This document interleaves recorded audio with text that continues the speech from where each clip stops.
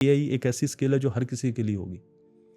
ये एक ऐसी स्किल है जो हर किसी को सीखनी होगी अगले चंद सालों में। जो नहीं सीखेगा वो रिप्लेस हो जाएगा। इंसान की तारीख में ये पहली मर्तबा हो रहा है कि हमारे पास जहानत जो है उससे ज़्यादा जहानत वाली चीज़ हमने तख्लीक कर दी और उसका नाम है एआई। आज भी दुनिया में अगर प्रोटीन का स्ट्रक्चर मालूम कर ले कोई तो उसे पीएचडी की डिग्री अवार्ड कर दी जाती है। एआई अपना एक एप्लीकेशन लॉन्च करती है कुछ अरसे पहले और उसका नाम है अल्फाफोल्ड। अल्फाफोल्ड ने सिर्फ चंद सालों में 20 करोड़ प्रोटीन के स्ट्रक्चर को रिजॉल्व कर लिया और अब वो तकरीबन 35 करोड़ के करीब हो गई।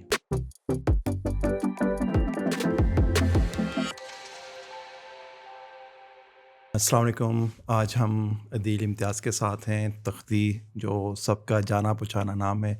अदील का तारुफ़ कराना ऐसा ही है जैसे सूरज को चिराग दिखाना सबकी जानी।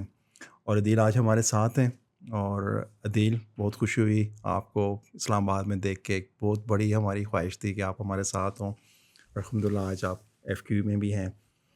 और अदील आप जो फ्यूचर एजुकेशन पे बात कर रहे हैं और आपके आज के कुछ सेशंस में जो हमने बात सुनी कि ऐसा फ्यूचर ऑफ AI, लेकिन उसमें जो बहुत ही खूबसूरत बात हमें लगी कि आपने कहा कि इब्रार अब ये करैक्टर बिल्डिंग का एक एरा है। यानी अब करैक्टर एक हकीकत के अंदर इवॉल्व होगा। तो हम सुनना चाहते हैं कि वो क्या है और किस तरह की बात है। अस्सलाम वालेकुम इब्रार भाई, बहुत बहुत शुक्रिया।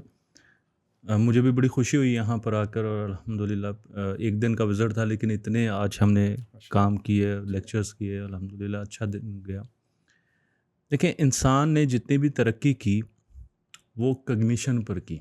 हमने जितनी भी स्पीशीज़ दुनिया में हैं उसको अगर देखा जाए, इंसान को जो बर्तरी उन पर हासिल है वो है कॉग्निशन की, ज़हानत की। हमने जहाज़ बनाए, हमने बुलेट ट्रेन्स बनाई, हमने मुख्तलिफ़ किस्म की टेक्नोलॉजीज़ बनाई, स्पेस में चले गए। तो इंसान जब लोगों को हम हायर भी करते हैं तो ये देखते हैं कि इसकी ज़हानत कितनी है, इसको मैथमेटिक्स कितना आता है, इसको फ़िज़िक्स कितनी आती है, इसने प्रोजेक्ट्स कौन से किए हैं, ठीक है, इसकी कॉम्पिटेंसी क्या है। और वो कॉम्पिटेंसी कहीं ना कहीं कॉग्निशन के साथ कनेक्ट होती है। लेकिन इंसान की तारीख़ में ये पहली मर्तबा हो रहा है कि हमारे पास ज़हानत जो है उससे ज़्यादा ज़हानत वाली चीज़ हमने तख्लीक कर दी और उसका नाम है एआई। एआई अभी मुकम्मल तौर पर उतनी ज़हीन तो नहीं हुई जितना एक इंसान है, लेकिन कई दर्जे बेहतर कुछ इलाकों में एआई ज़रूर है। जैसे मैं आपको एक एग्जांपल देता हूँ आसानी के लिए कि हमें ये बताया जाता था, और जब हम कायद-ए-आज़म यूनिवर्सिटी में थे तो हमारे बड़े दोस्त थे और वो कहते थे कि हम प्रोटीन को, उसके स्ट्रक्चर को फाइंड आउट कर रहे हैं। और जब वो प्रोटीन के आधे स्ट्रक्चर को भी फाइंड आउट कर लेते थे तो उन्हें पीएचडी की डिग्री दे दी जाती थी। आज भी दुनिया में अगर प्रोटीन का स्ट्रक्चर मालूम कर ले कोई तो उसे पीएचडी की डिग्री अवार्ड कर दी जाती है, क्योंकि प्रोटीन जिससे ज़िंदगी बनी है उसके स्ट्रक्चर से उसके फंक्शन का पता चल जाता है। इसलिए, और उसका स्ट्रक्चर जो है बड़ा कॉम्प्लिकेटेड होता है, फोल्ड होता है, मैनी फोल्ड होता है, तो उसको प्रिडिक्ट करना, उसको एस्टिमेट करना, उसको मॉडल करना बहुत मुश्किल होता है। अब एक प्रोटीन के स्ट्रक्चर पर एक पीएचडी। अब इस वक्त दुनिया में आप इमेजिन करें कि कितने लोग पीएचडी कर रहे होंगे। तकरीबन 10 लाख लोग एक साल में। तो इसका मतलब ये है कि ये 10 लाख लोग जो पीएचडी करें, ये हमारी दुनिया का इस वक्त जो ब्रेन है ये लोग हैं। लेकिन एआई अपना एक एप्लीकेशन लॉन्च करती है कुछ अरसे पहले और उसका नाम है अल्फाफोल्ड। अल्फाफोल्ड ने, मैं आपके लिए भी ये बता रहा हूँ, अल्फाफोल्ड ने सिर्फ चंद सालों में 20 करोड़ प्रोटीन के स्ट्रक्चर को रिजॉल्व कर लिया, अनफोल्ड कर दिया, और अब वो तकरीबन 35 करोड़ के करीब हो गई। तो एक सॉफ्टवेयर ने, उसके बनाने वाले को अभी इस मरतबा नोबेल प्राइज़ भी दिया गया है साइंसेज में, फिजिक्स में उसको नोबेल प्राइज़ दिया गया है। गूगल ने उसको प्रोक्योर कर दिया, अब वो गूगल अल्फाफोल्ड है। तो एक सॉफ्टवेयर ने 35 करोड़ या 20 करोड़ पीएचडी लोगों का काम कर दिया, और वो भी तकरीबन 1 साल 1.5 साल में। तो जो ज़हानत थी, जो कॉग्निशन थी, जो साइंसेस थी, जो टेक्नोलॉजी हम डेवलप कर रहे थे, अब तो ये हमारे पास नहीं रही। हमने तो एक ऐसी चीज़ बना दी जिसके पास ये हमसे बहुत ज़्यादा है। तो फिर 2035 में जब हम इंटरव्यू कर रहे होंगे, अपनी कंपनी के लिए इंजीनियर्स हायर कर रहे होंगे, तो फिर क्या हम कॉग्निशन देखेंगे? हम देखेंगे कि इसमें कितनी ज़हानत है। आप इमेजिन कीजिए कि आपके पास अगर एक आदमी आता है, एक के पास 20, किसी भी स्केल पर 20 की क्वालिटी है, 19-20 कर लेते हैं, एक के पास 19 है।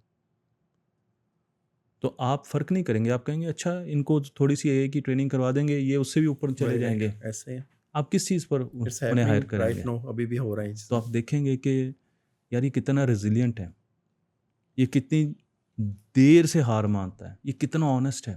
अच्छा, ये बात मैं खुद नहीं कह रहा, अगर अदील इम्तियाज़ के तो हम कह सकते हैं कि ये तो एक पाकिस्तानी बंदा है तो ये बात कर रहा है। ये बात इस वक्त दुनिया के जो नामी ग्रामी ऑर्गेनाइजेशनल साइकोलॉजिस्ट हैं, एडम ग्रांट की बुक हिडन पोटेंशियल में बाकायदा लिखी हुई है कि जब कॉग्निशन इंसान से ले ली गई और इंसान ने वो कॉग्निशन की जो सलाहियत है वो दे दी एआई को, तो अब इंसानों को जो परखा जाएगा उसकी सबसे बड़ा जो मेट्रिक होगा वो हमारा करैक्टर होगा। क्योंकि जहानत जब इक्वेशन से बाहर निकलती है तो आप कहेंगे यार मुझे अच्छा बंदा चाहिए, मुझे ऑनेस्ट चाहिए, मुझे साबर बंदा चाहिए, मुझे ऐसा बंदा चाहिए जिसमें विल पावर हो, जो काम कर सके, जो कल्चर को अच्छा बना सके। और इसके साथ साथ एक और चीज़ भी फ्यूचर में देखी जाएगी और वो होगी हेल्थ। आपके पास 24 साल के 2 बच्चे आते हैं और वो आके कहते हैं जी हमने जॉब करनी है। एक को खुदा ना खास्ता बीमारी है और दूसरा बिल्कुल ठीक है। कॉग्निशन ऊपर नीचे भी होगी तो आप कहेंगे यार फिट बंदे को रखें ताकि ये लॉन्ग टाइम सर्व कर सके। तो 10 सालों में जो दुनिया चेंज होकर हमारी तरफ आएगी वो बड़ी तेज़ी से आएगी। मैं इस चीज़ के बहुत अरसे से इस चीज़ का प्रचार कर रहा हूँ कि हम उस चेंज को अभी समझ नहीं पा रहे। जिस ऑर्गेनाइजेशन में मैं काम करता हूँ वहाँ पर जो काम 10 लोग करते थे, अब एआई की जो पहचान रखता है या जो एआई के टूल्स यूज़ करता है वो एक बंदा वो काम कर सकता है। कुछ अर्से पहले हमें एक असाइनमेंट दी गई और उसके लिए 20 दिन दिए गए कि 20 दिनों में ये काम अदील इम्तियाज़ तुमने करना है। और मैंने 2 घंटों में वो काम किया क्योंकि मुझे पता है कि एआई से किस तरीके से काम लिया जा सकता है।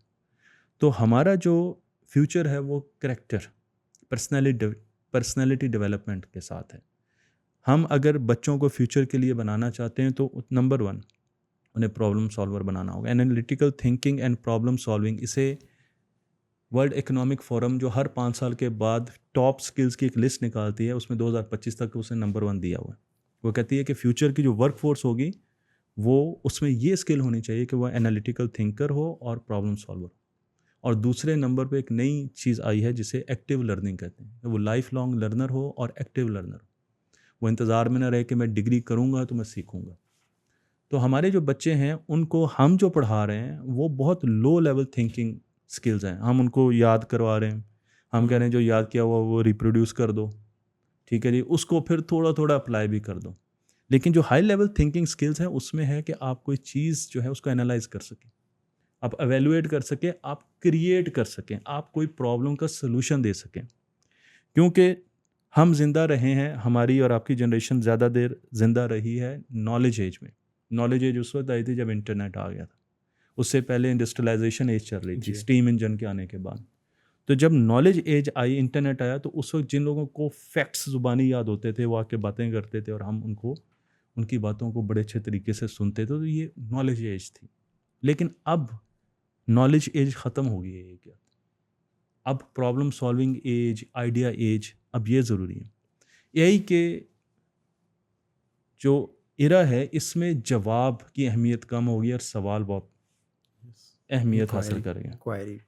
इंक्वायरी, यानी मुझे पता है कि जवाब तो मुझे मिल ही जाएगा एआई से, लेकिन मैंने सवाल क्या पूछना है, सवाल कैसे करना। जितना पावरफुल सवाल आप पूछेंगे उतना ही अच्छा आपको जवाब मिलेगा। तो बच्चों को सवाल करने की आदत, अच्छे से अच्छे सवाल करने की स्किल सिखानी चाहिए। और उसके साथ साथ हमें उन्हें प्रॉब्लम सॉल्व, हमारे बच्चे हाथ से काम ही नहीं करते। हम छोटी सी चीज़ है, एक बल्ब फ्यूज़ है, हमारा बच्चा उसको चेंज नहीं कर सकता। तो हम मुस्तकबिल में कैसे हाथ से काम करने वाले बच्चों को जो काम ही नहीं कर सकते हाथ से, उनको प्रॉब्लम सॉल्वर बनाएंगे। ये एक माइंडसेट है और ये माइंडसेट हमारी पूरी नेशन का है कि हाथ से काम नहीं करना, और इस माइंडसेट को हमने चेंज करना। क्योंकि अगर हम ये चाहते हैं कि वो बड़े होकर बड़े-बड़े मसले हल करें, तो कम से कम अपनी शर्ट को तय करना तो वो सीख जाएँ इस उम्र। अपने जूतों को पॉलिश करना तो सीख लें। जब हम ये काम उनको करवाएँगे, यानी कि कैरेक्टर बिल्डिंग करवाएँगे, तो फ्यूचर में उनके लिए आसानी होगी कि वो प्रॉब्लम सॉल्विंग की तरफ जाएँगे।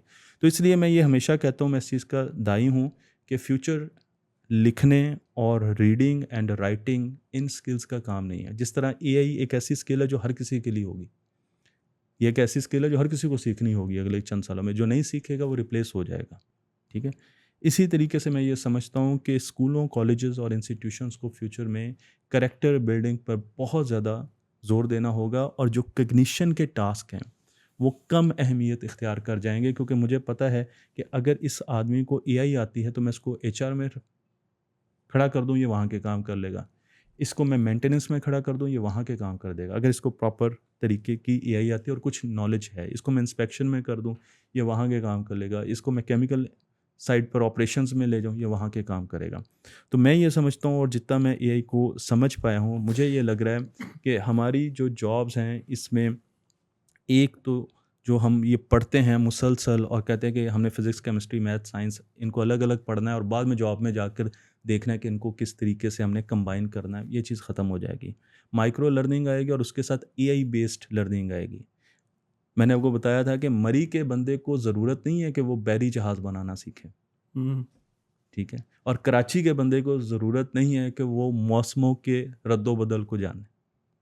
तो एक्चुअली आपने वो पढ़ना है फ्यूचर में जो आपसे मुताबिकत रखता है। यस, जिस वेरी राइट। चीज़ को आपने सोचा हुआ कि मैंने ये करना है, आपको हर चीज़ पढ़ने की ज़रूरत नहीं है। फ़ोकस्ड शॉर्ट कोर्सेज़ फ्यूचर में बहुत होंगे। हुँ, जो स्किल लेनी है उसका फ़ौरन आप छोटा-सा शॉर्ट कोर्स करेंगे और आप उस तरफ लंबी-लंबी डिग्रीज़ ख़त्म हो जाएँगी, ठीक है? कॉग्निशन बेस्ड टास्क ख़त्म हो जाएँगे। मैं तो ये समझता हूँ कि फ्यूचर में मैथमेटिक्स भी इस तरह नहीं पढ़ा जाएगा जैसे अब सब्जेक्ट के तौर पर। आप देखेंगे मैथमेटिक्स में मुझे किस चीज़ की ज़रूरत है? अच्छा, अलजेब्रिक इक्वेशंस की ज़रूरत है, चलो अलजेब्रिक इक्वेशंस को पढ़ लेते हैं। इसको सॉल्व करने की कोशिश कर देते हैं। जैसे और फिर आप जो भी टास्क कर रहे हैं, इससे अच्छा मैथ के साथ आपको बायो भी पढ़ना पड़ेगा। ये जो हमारा तक़सीम है कि बायो वाला मैथमेटिक्स नहीं पढ़ सकता, मैं आपको कोविड की एग्ज़ाम्पल देता हूँ। कोविड वायरस को की जो टीम थी जिसने उसको, उसके जो शेल है, उसका जो बाहर एक शेल होता है, उसको मॉडल किया था, उसमें मैथमेटिशियन और जो बायो इंजीनियर्स थे वो अलग-अलग काम कर रहे थे। जैसे तो एक्चुअली उसका जो शेल था, उसका जो एक ज्योमेट्रिक मॉडल दिया था, वो एक मैथमेटिशियन ने दिया था। ये तो लेक कौन सी सीरीज़ भी तो ऐसे ही है वो जो आप बिल्कुल, पूरे पैटर्न्स उसके अंदर मैथमेटिक्स पूरे पे ही आ रहे हैं। मैथमेटिक्स के। तो अब हर सारे नॉलेज कन्वर्ज होंगे।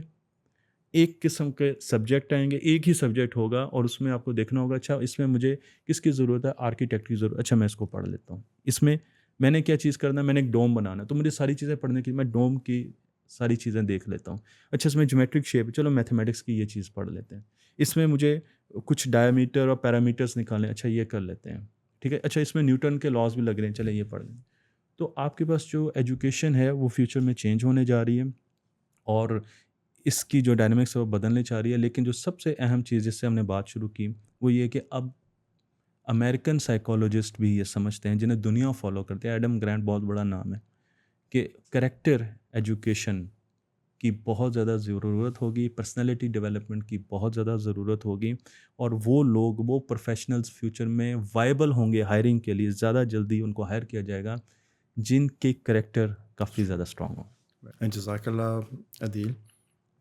बहुत ही आज पूरा दिन लर्निंग रही और स्पेशली चूँकि हम इस करैक्टर एंड इनोवेशन प्रोग्राम पे काम कर रहे थे और डिफरेंट क्वेश्चंस आते थे, तो आज आपने जो ये डायमेंशंस खोली कि करैक्टर किस तरह से इवॉल्व होगा और किस तरह से इवैल्यूएट होगा और इस एरा की वो कैसे ज़रूरत बनेगी, तो बहुत ज़बरदस्त रहा अल्हम्दुलिल्लाह। तो बहुत शुक्रिया आपका कि आप ने इतना हमें टाइम दिया, और इंशाल्लाह हमें उम्मीद है कि आप नेक्स्ट टाइम कुछ अच्छा टाइम लेके आएँगे ताकि हम आपसे और ज़्यादा सीख सकें और और चीज़ें जो हैं यहाँ पे लोगों को बेहतर तरीके से समझ आ सके।